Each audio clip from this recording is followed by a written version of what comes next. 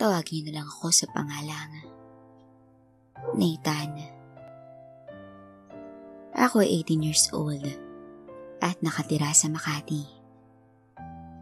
Gusto ko lang sanang ibahagi sa inyo ang una kong karanasan. Nung nakaraang taon lamang to nangyari. Medyo kakaiba ito. Dahil nangyari ito sa pagitan namin ng first cousin ko. Naitago na lang natin sa pangalang Rose. Siya ay taga Cavite. Mas matanda sa akin ng 2 taon. At kung titignan ito, mabibighani ka talaga sa kanyang kagandahan. Pero kahit ganun man, wala naman akong nararamdamang espesyal sa kanya noong una. Hindi lang dahil sa pinsan ko siya, kundi dahil meron din kasi akong ibang nililigawan noon. Ngunit lahat ng iyon, bigla na lang nagbago dahil sa isang pangyayari. Sa pagkakatanda ko, nangyari yon 3 araw pagkatapos ng birthday ng pinsan ko. Hindi kasi ako nakadalo nun sa kanyang birthday party dahil may pasok ako at meron pa akong tatapusing project sa school. Kaya nagpasabi na lang ako na bibisita ako sa kanila sa Cavite kapag may time ako. At isang araw, nag-declare ng half day ang school namin dahil sa biglaang teachers meeting. Doon ko na naisipan na pumunta kina Ate Rose. Dumaan muna ako sa bahay namin para magpaalam at kunin na rin ang regalo ko para sa kanya. Hindi ko pinaalam kay Ate Rose ang pagpunta ko sa kanila dahil gusto ko siyang surpresahin. At pagkatiting ko sa kanila, matagal pa akong kumatok at nakintay sa harap ng kanilang bahay. Akala ko tuloy nung una'y walang tao sa kanila. Pero ilang minuto pa ang nakalipas, narinig ko na ang boses ni Ate Rose. "Sandali lang, sino yan?" Tanong nito bago ako pagbuksan ng pinto. "Ako to, si Nathan, ang gwapo mong pinsan." Pabirong sagot ko sa kanya. At bumukas na ang pinto at lumabas si Ate Rose. Katatapos lang pala niyang maligo. "Oh, Nathan! Sabi ko na nga ba ikaw yan eh. Tuloy ka. Pasensya ka na kapag hintay tuloy kita ng matagal." Sabik na sulubong sa akin ang aking pinsan na humahalimuyak ang bango sa aking pagpasok. Agad ko namang inabot ang regalo ko sa kanya at nagpasalamat ito sa akin. Pinaupo muna niya ako sa sofa, sabay paalam na magbibihis muna siya. Nagmamadali itong umakyat sa hagdan patungo sa kanyang kwarto. Ngunit nakakailang baitang pa lamang ito, naaksidente itong madulas at nahulog pahiga sa sahig. Dali-dali ko naman siyang nilapitan para tulungan. Pero bigla ako natigilan at natulala sa aking nakita dahil sa ayos ng aking pinsan. At para akong nasa paraiso sa mga nakita ko. Dahil sa pag-inda niya sa sakit ng kanyang likod, dulot ng pagkakabagsak, huli na nang mamalayan niya ito at mabilis na inayos ang sarili. Batay mali siya na lamang ako kunwari at tinanong kung anong masakit sa kanya. Wala to pinsan. Huwag mo ko alalahanin." Nahihiyang sagot niya sa akin. Saka umakyat na sa kanyang kwarto. At ako naman, bumalik na sa pagkakaupo sa sofa at naghintay. Hindi ako makapaniwala na sa isang iglap lang, makikita ko mga pinakatatagong bagay ng aking pinsan. Mula noon na hindi ito maalis sa isip ko. Dahil yun pa lang ang unang pagkakataon ko na makakita ng aktwal sa aking harapan. At ilang minuto pa ang nakalipas, bumaba na rin mula sa kanyang kwarto si Ate Rose. At kumuha ito ng mga kain namin at may inom na juice. Litaw na litaw ang ganda ng krubang sexy niyang katawan. At naupo na siya. Saka sinimulan namin ang mahabang kwentuhan. Nung una hindi pa kami makatingin sa isa't isa dahil sa nangyari kanina. Ngunit hindi rin nagtagal. Naging komportable na rin kami sa isa't isa. Napag-alaman ko na kakaalis lang nung umaga papuntang Cebu ng kanyang parents at nakababata niyang kapatid na si Lorna upang dumalo sa reunion ng kamag-anak nila sa father's side. 2 araw daw sila doon, kaya siya lamang ang tao sa bahay. Nagpaiwan daw ito sa Cavite dahil kailangan niyang gumawa ng thesis.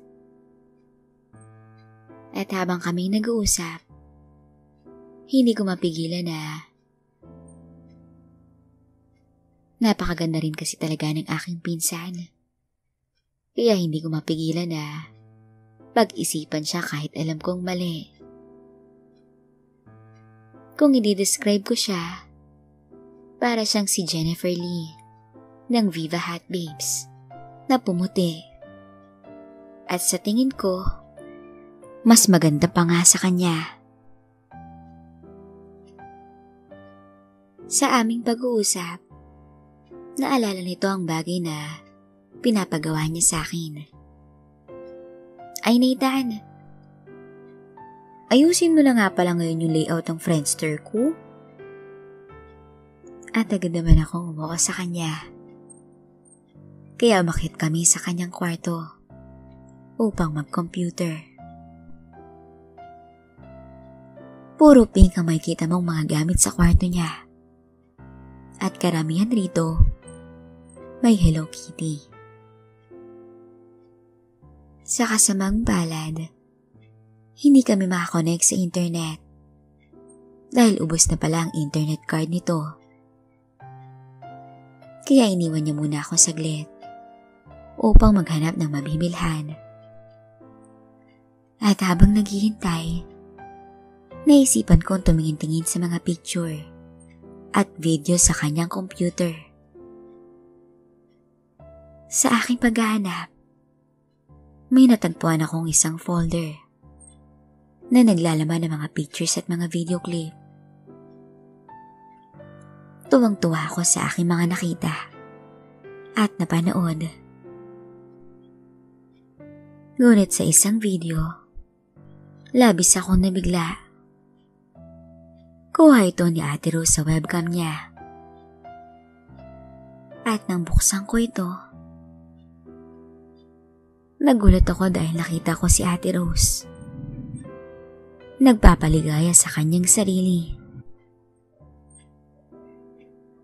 Dahil sa nakita ko, hindi ko mapigil na mag-init at magsarili. Mga ilang oras pa ang lumipas. Dumating na rin ang aking pinsan. Mabuti nilang inatapos ko ang pinapanood ko at nakapag-ayos na ako ng aking sarili. Natagalan ba ako? Tanong niya sa akin. Hindi naman. Tama lang. Tama lang dahil natapos na rin ako sa aking ginagawa. Ani ko sa aking sarili. Teka, parang may naamoy ako. Ano yun? Parang mabaho. Bigla naman akong kinabahan sa aking narinig. Dahil baka nahalata niya ang ginawa ko sa loob ng kanyang kwarto. Eto yata mga labahin ko. Teka lang ha, ibababa ko lang to. Nakakahiya naman. Gabi na nang matapos ko ang pinapagawa niya sa akin.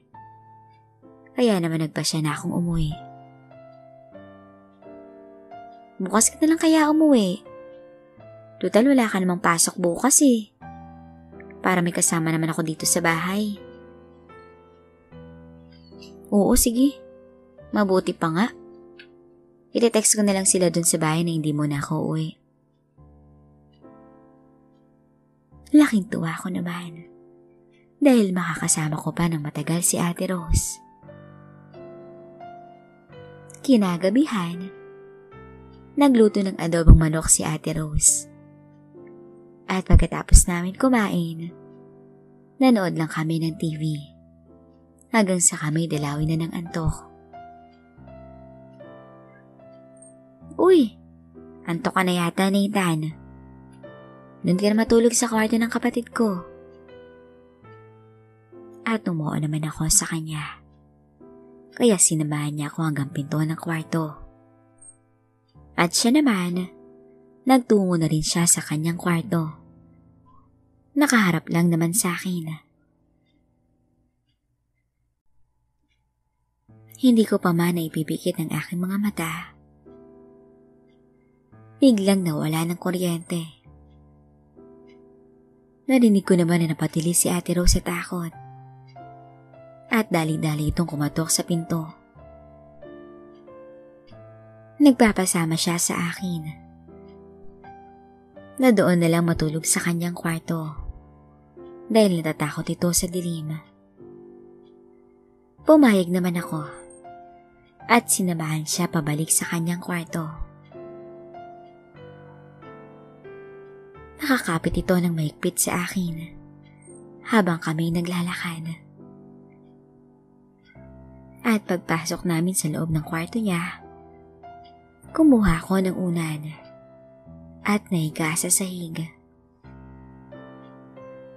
O Nathan, ba't ka nandyan? Tabi na tayo dito sa kama oh. Maluwag naman.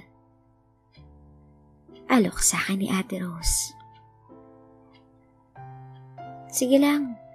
Okay lang ako rito sa sahig. Saka malikot ako matulog eh. Ikaw rin. Pabiro kong sagot sa kanya. Ngunit mapilit talaga ang aking pinsan. Dito ka na. Bisita kaya kita. Nakakahiya naman kung patutulugin kita sa sahig. Wala na akong nagawa pa. Kinuha ko muli ang unan at tumabi na sa kanya. Nung una'y magkatalikuran pa kaming natutulog sa magkabilang pwesto ng kama. Ngunit maya-maya lang, lumapit at tumabi siya sa akin para magpapaypay. Ngayon alam ko na kung bakit gusto mo akong tumabi sa'yo. Sabay bungis-ngis naming dalawa. Lumipas ang ilang minuto. Kami kapwa nakatulog ng magkatabi. Mag-alas 4 na ng madaling araw nang bigla akong magising. Naramdaman ko kasi na merong nakadagan sa aking katawan. Nakayakap na pala si Ate Rose sa dibdib ko. May kuryente na ng oras na yun. At gumagana naman ang aircon. Ngunit nag-iinit pa rin ang aking pakiramdam dahil sa kanyang pagkakayakap. Hindi ko na alam kung anong gagawin ko. Kung aalisin ko ba siya o sasamantalahin ang kanyang mahimbing na pagkakatulog. upang ilapit ang labi ko sa kanya. At maya-maya lang, laking gulat ko nang bigla itong dumilat at kami nagkatitigan. Ang buong akala ko, magagalit siya sa aking ginawa. Ngunit bigla na lang ako nitong siniil ng halik. Hindi na sumagi sa isip namin ang mga oras na yun na mali ang ginagawa namin. Dahil tuluyan na kaming nilamon ng kamunduhan. Ilang minuto pa ang lumipas. Naabot rin namin ang sukdulan. Hindi kami makapaniwala sa nangyari at hindi kami makapagsalita. Sandali na nagpahinga si Ate Rose. Saka to nagpunta sa banyo para maligo. Habang ako naman, naiwan na sa kama at natulog muli. 7:30 na ng umaga nang gisingin ako ng aking pinsan upang kumain. Kaya nagbihis ako at sumunod na sa kanyang kusina. Habang kami kumakain na magharap, hindi kami makatingin sa isa't isa. Hanggang sa natapos ang almusal namin ay hindi kami nag-uusap. Naupo kami sa sala at nanood ng TV. Sinubukan kong mapatawa siya at nagtagumpay naman ako. Dito na siya nagkaroon ng lakas na loob na kausapin ako tungkol sa nangyari sa amin kagabi. Nathan? Tungkol dun sa nangyari kagabi, pwede bang sa atin na lang yun? Pakiusap sa akin ni Ate Rose.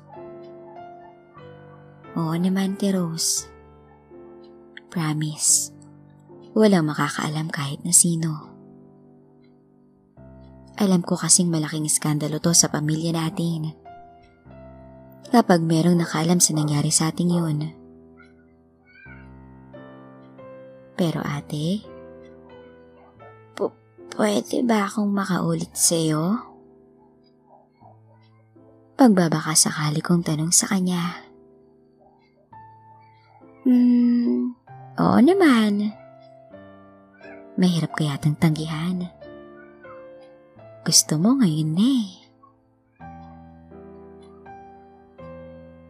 At patuloy na nga namin ginagawa yon nang palihim.